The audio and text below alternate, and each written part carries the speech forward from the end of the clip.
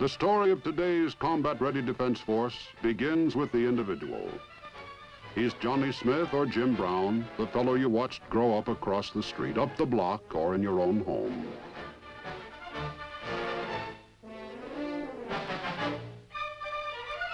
Clothes may make the man, but it takes more than a uniform to make a recruit into a soldier.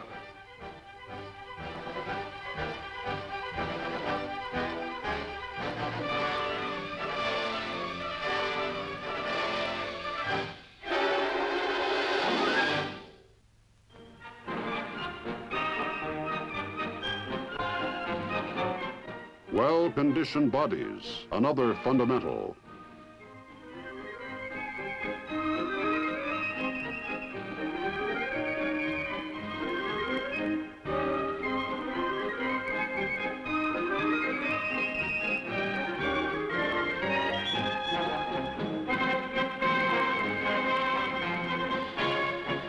Now he is ready to learn how to handle some of the soldier's basic implements.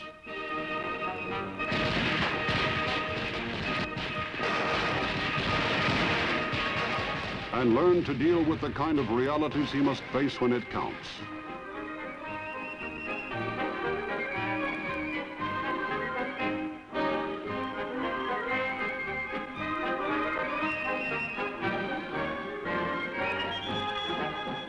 The needs of his spirit are nourished, his moral responsibilities defined, the traditions and disciplines of the Army instilled.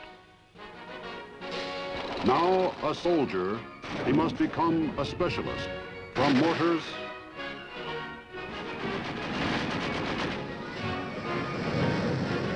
to missiles to paratrooper.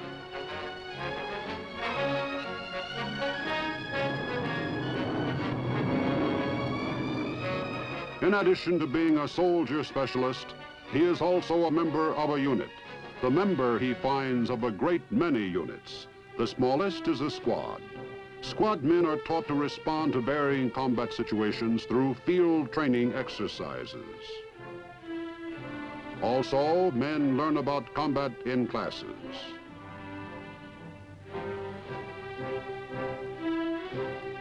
And through solving sand table problems. Soldier specialist, member of a squad, platoon, company, battalion, division. The demands on the individual grow with the scale of the operation, and there comes a time when solving the small unit field problem is not enough preparation for meeting the harsh complexities of battle today.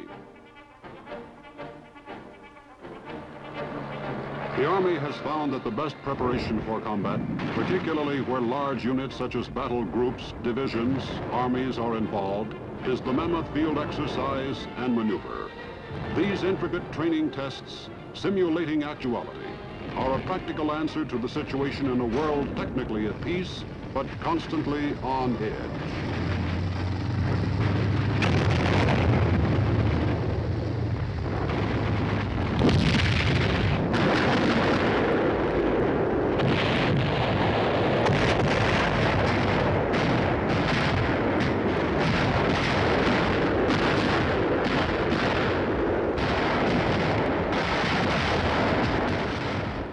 Such maneuvers are something new in United States military history, and they are one manifestation of a new sense of responsibility on the part of the American people.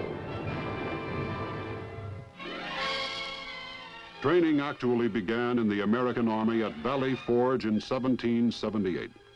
German Baron von Steuben introduced drill, discipline, close working among officers, non-coms and men. But no sooner were the British expelled than Congress reduced the Army to 55 men, characterizing the flood or famine military policy that carried into the 20th century. For a people occupied with the pursuit of happiness, the Atlantic Ocean was considered a sufficient buffer against nations with other pursuits. But suddenly the United States was a combatant.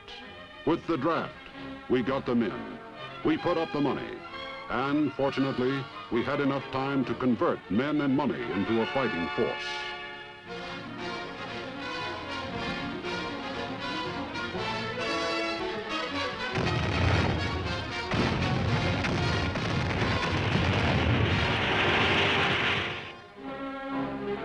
Armistice, peacetime, the time for celebrations and parades, and disbanding. But this time, the Defense Act of 1920 provided for the nucleus of a regular army, 280,000 men strong. Wilson went to Versailles with his 14 points to ensure peace.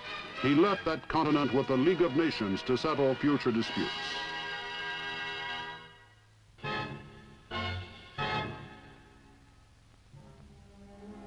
Hitler told his people there was another way. He offered guns instead of butter.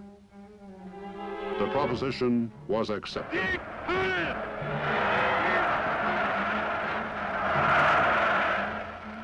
And the Wehrmacht sliced like a blade through a continent of butter. With Panzers and Stukas,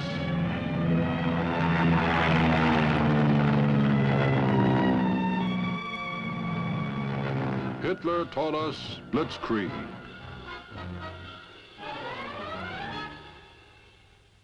We began to train with stovepipes.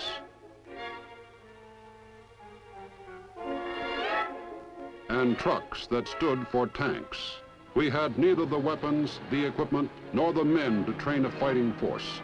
By the 30s, the Army's strength had dwindled to half that prescribed by Congress in 1920. With enactment of the first peacetime draft in October of 1940, the flow of manpower began.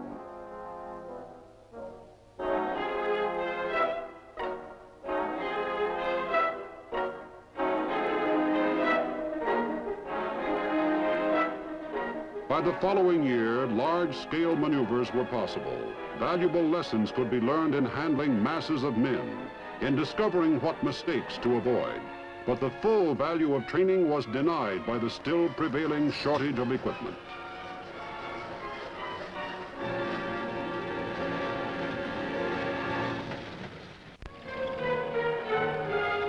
Perhaps the biggest lesson we learned was how long it takes for the arsenal of democracy to retool, how long it takes for a citizen to become soldier. Peacetime ran out one Sunday morning.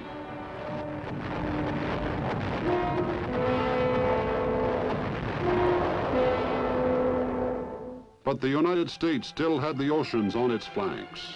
In the 1940s, the oceans could be translated into time. Time to train pilots, mechanics, tankmen, and paratroopers. Time to teach assault troops how to secure a beachhead in history.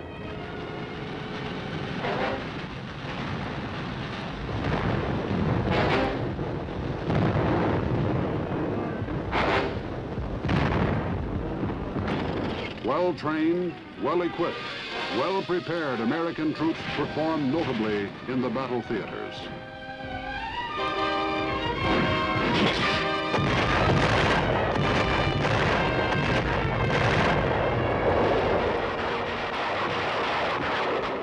They won.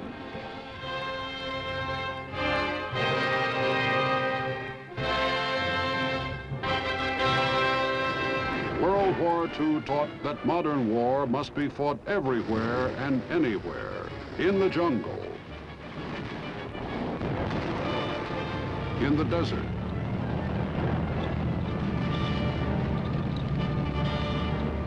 in winter or Arctic snow.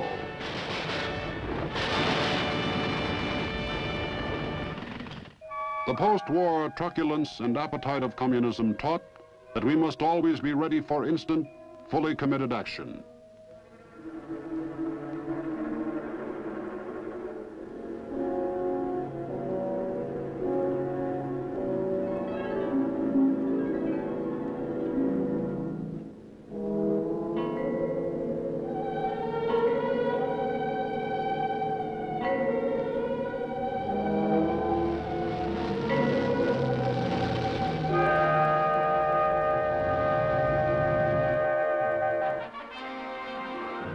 These necessities have fathered the modern field training maneuver. At Fort Riley, Kansas, exists one of the distinguishing features of the modern maneuver. Here in the heart of the United States is the headquarters of a so-called aggressor force, complete with table of organization to the minutest detail, ready to dispatch advisory personnel to all training and testing exercises. The specially trained aggressor troops with alien uniforms, ways, and tactics give Army units a feeling of opposing an actual enemy.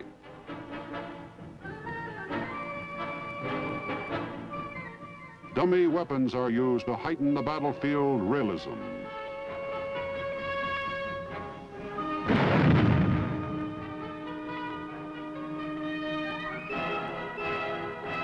As in combat, the tested soldier is made to feel he is acting against a real opponent with all the attendant pressures, confusion, and discomfort of combat.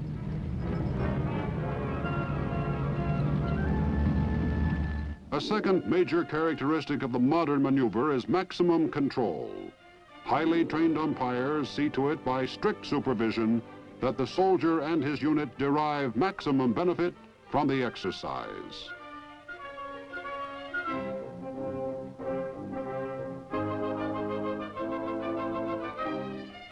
Contrary to the journalistic cliche, these exercises are not war games, not a contest between two sides left on their own to slug it out. It is the umpire's job to see that the participants obey the requisites of an actual situation.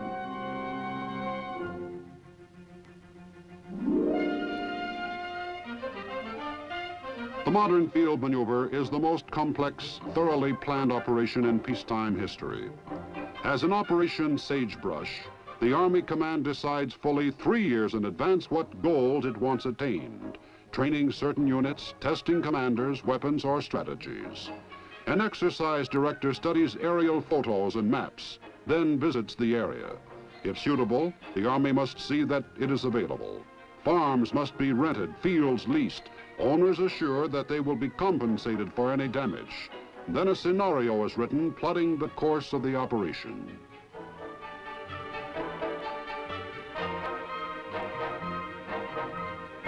The scenario is buttressed by supporting plans. The outline plan provides how troops will be brought from all parts of the country.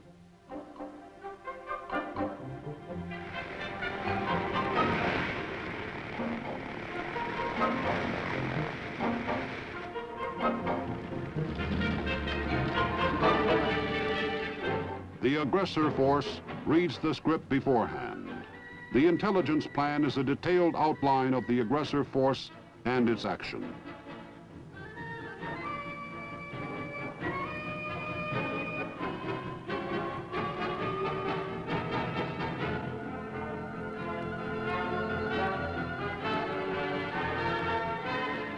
The control plan elaborates the role of the umpires. Operation Sagebrush, with 140,000 Army and Air Force personnel, was the largest maneuver since World War II. It kicked off in the autumn of 1955, with aggressor airborne troops penetrating deep into south-central United States. It was to be a significant test of weapons, concepts, and men. The first task of the defenders was to contain the initial thrust of the aggressor force.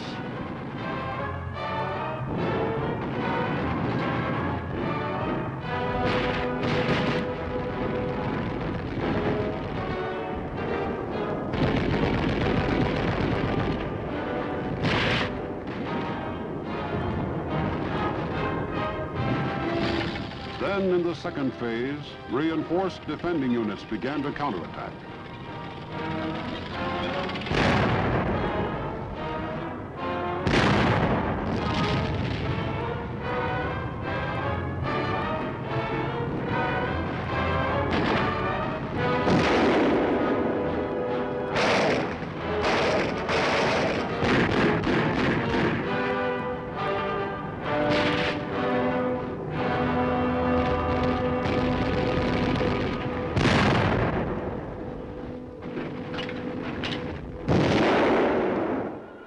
umpire saw to it that the laws of logistics were observed, that the consequences of maneuver and firepower were realized.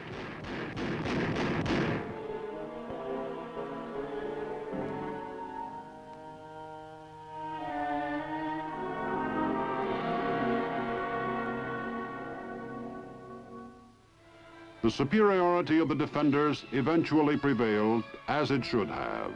From sagebrush, the Army learned that it needed better reconnaissance, communications, and mobility to cope with growing firepower. In Operation Portrex, the problem was that a hypothetical enemy had captured a small Puerto Rican island to jump off for the U.S. mainland. The job of the defenders, catch them on the first bounce. It was a formidable test of the coordination of Army, Navy, and Air Force.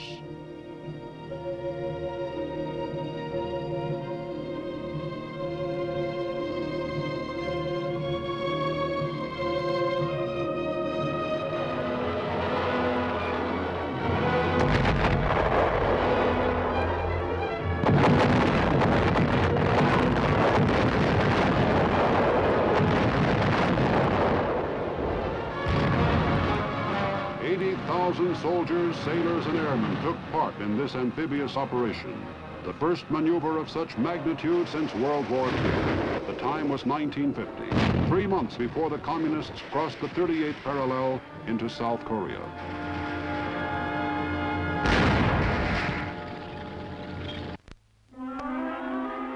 A man-sized job in Operation Arctic Night was simply getting there. Moving a battalion of the 82nd Airborne, one of the Strategic Army Corps units from Fort Bragg, North Carolina, 3,500 miles to Thule, Greenland.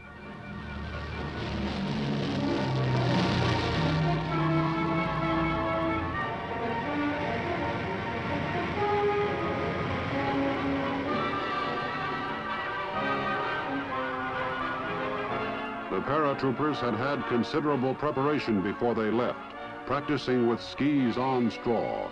But there's nothing like the real thing, particularly at 30 below.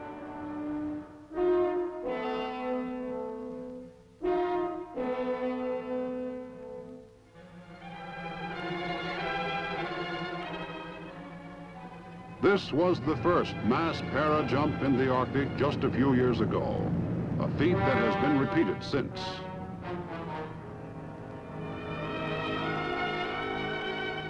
It was an extreme demonstration of the flexibility and mobility of the Army's Strategic Reserve. On the other hand, the Army conducts jungle warfare maneuvers in Panama.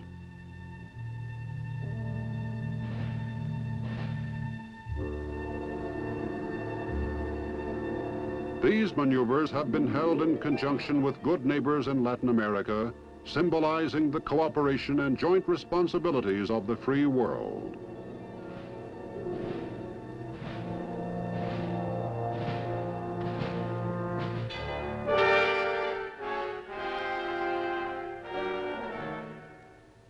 Coordination has been carried to the nth degree in NATO.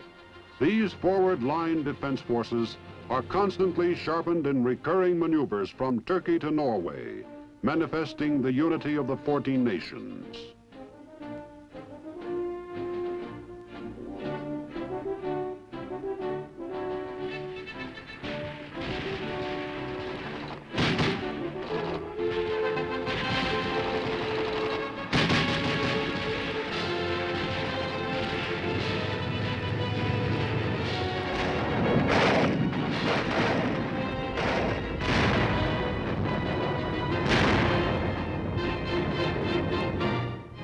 SEATO is the Southeast Asian counterpart of the Atlantic Alliance.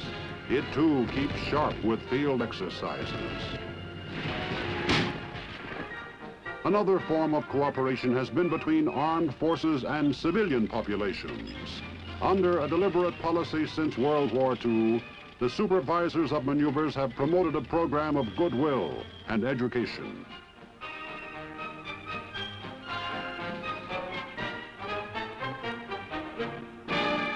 In Danville, Virginia, a whole community participated in Operation Dragonhead. First, Danville was conquered by aggressor troops, and the town's leaders seized. Then defending Army units got the satisfaction and experience of liberating Danville.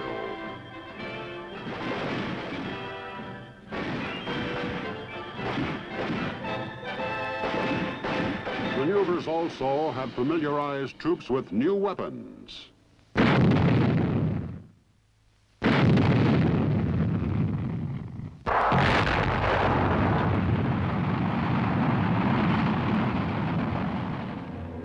Nuclear weapons meant that troops had to know how to withstand gigantic concussion and how to deal with radiation.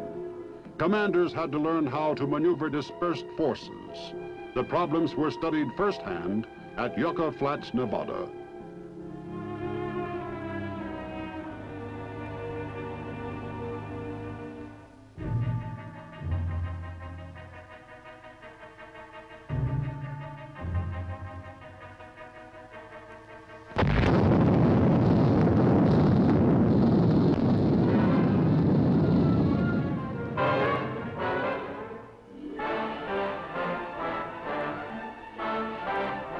Nuclear explosion, troop dispersal, assault, all finally integrated into a controllable operation.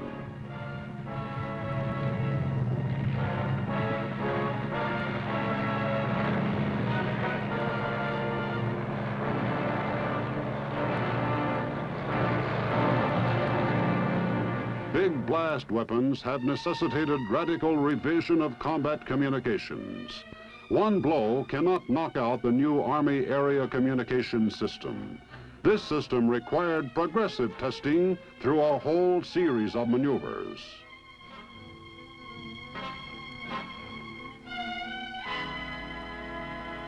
Another evolving concept is that of the Aerial Task Force, a completely air-mounted unit for reconnaissance and attack.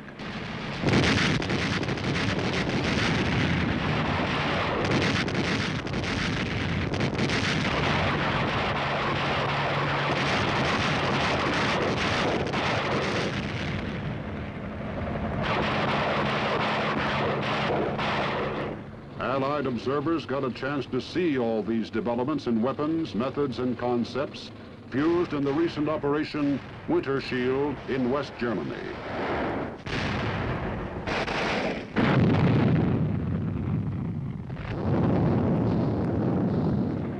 There was extensive use of helicopters, supplying some of the mobility lacking in Operation Sagebrush.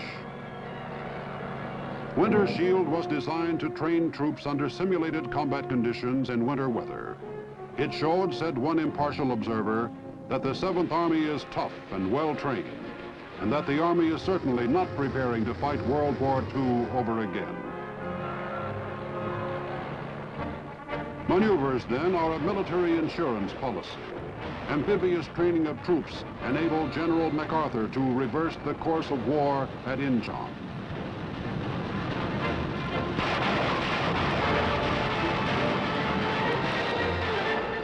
Airborne training paid off with paradrops in Korea.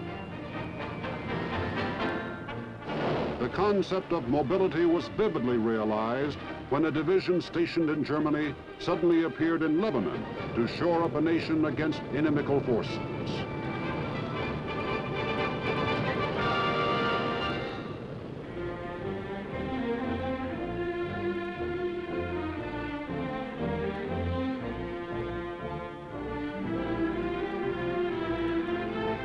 And troop carrier planes helped United Nations units to avert chaos in the Congo.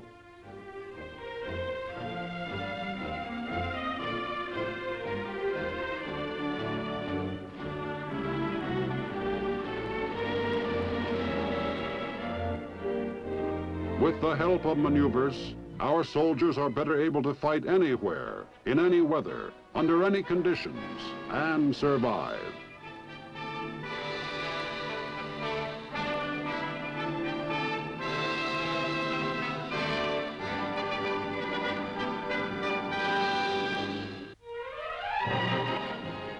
A showcase example of the finely trained, versatile force is STRAC, the Army's Strategic Reserve, ready to go anywhere in the world and start in 15 minutes.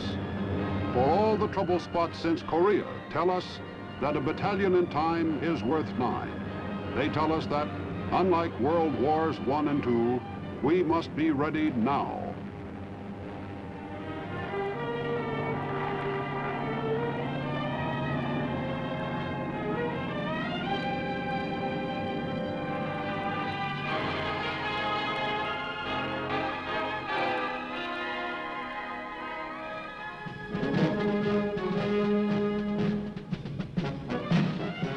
And to be ready now, we need a reservoir of fit, able-bodied men, specialists.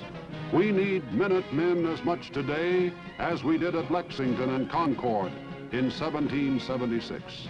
But today, Minutemen are made by constant training, the insurance policy that saves lives and can save nations.